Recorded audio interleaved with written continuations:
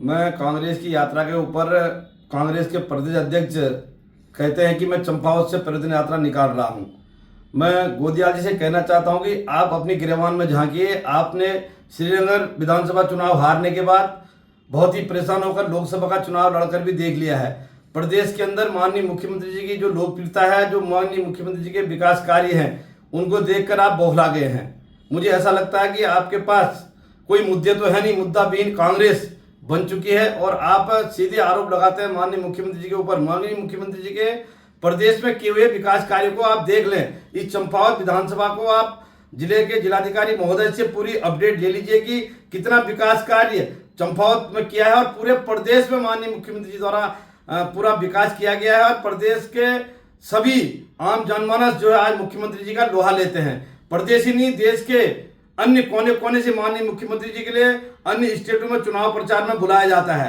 मैं आपको कहना चाहूंगा कि आपके पास कोई मुद्दे तो है नहीं, आप सीधे सीधे माननीय मुख्यमंत्री जी को आरोप लगा रहे हैं। और मैं उनके ही धारचूला के विधायक हरीश धामी जी कहते हैं कि मैं ओरिजिनल धामी हूं और नकली धामी, असली धामी, ये शब्द कहां से आया। मैं धामी जी से कहना चाहता हूं कि आप अपना विकास कार्य देखिए, आप अपनी विधानसभा को देखिए और विधानसभा में किए गए कार्य हमारे द्वारा जो किए गए हैं उनसे आप बौखला गए हैं। और पूरे प्रदेश के अंदर जो माननीय मुख्यमंत्री जी ने विकास किया है, न भूतो न भविष्यति, चंपावत के विकास कार्य को आप टटोल कर देख लीजिए ना।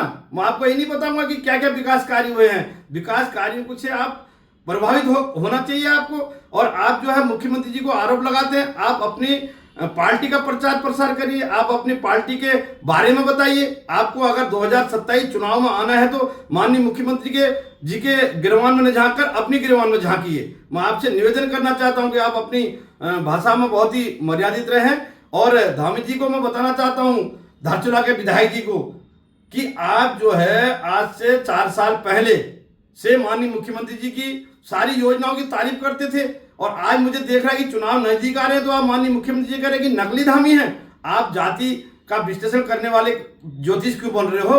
आप विकास कार्य को देखिए और आपको ज्यादा करना तो अपनी विधानसभा में जाकर देखो। आपको मैं बताना चाहूंगा, मुख्यमंत्री जी का लेवल है राष्ट्रीय नेताओं का लेवल है। वो देश के 5वें नंबर के नेता हैं और उनके ही लोहाघाट के विधायक कल तक हमारे मंच में आकर के माननीय मुख्यमंत्री जी की तारीफ करते हैं। लोहाघाट की विकास कार्य को लेकर आप तारीफ कर रहे थे, आज मैं देख रहा हूं कि आज कह रहे हैं कि भ्रष्टाचार हो गया है। आप अपनी विधानसभा में जाकर देखें कि भ्रष्टाचार कहां पर हुआ है। मैं खुशहाल सिंह अधिकारी जी से पूछना चाहता हूं कि अधिकारी जी, 100 चूहे कहा कि बिल्ली हज को जा रही है।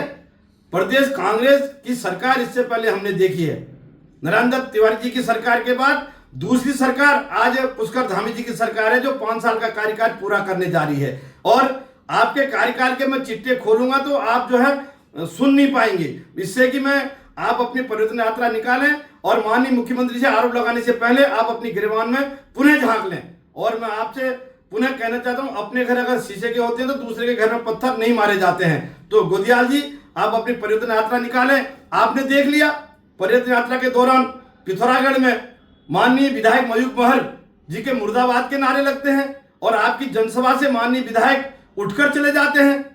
आपका अपना भाजपा का कुनबा न देखें, आप कांग्रेस की अपनी हरकतें देखें। कांग्रेस जो है मुद्दा विहीन हो चुकी है और व्यक्तिगत आरोपों को लगा रही है। मैं व्यक्तिगत आरोप लगाने से पहले आपसे अनुरोध करना चाहता हूं कि आप जो है अपनी परिवर्तन यात्रा निकालें। 2027 में जनता आपको नकार रही है, इस वजह से आप व्यक्तिगत हमारे मुख्यमंत्री जी पर आरोप लगा रहे हैं। मैं आपको एक सुझाव दूंगा कि आप लोकसभा चुनाव के दौरान क्या क्या आपने नहीं कहा, आपने गाने तक गाए, तब भी आपने जनता ने नकार दिया आपको। आज 2027 नजदीक देख करके आप जनता को बरगलाने आ रहे हो।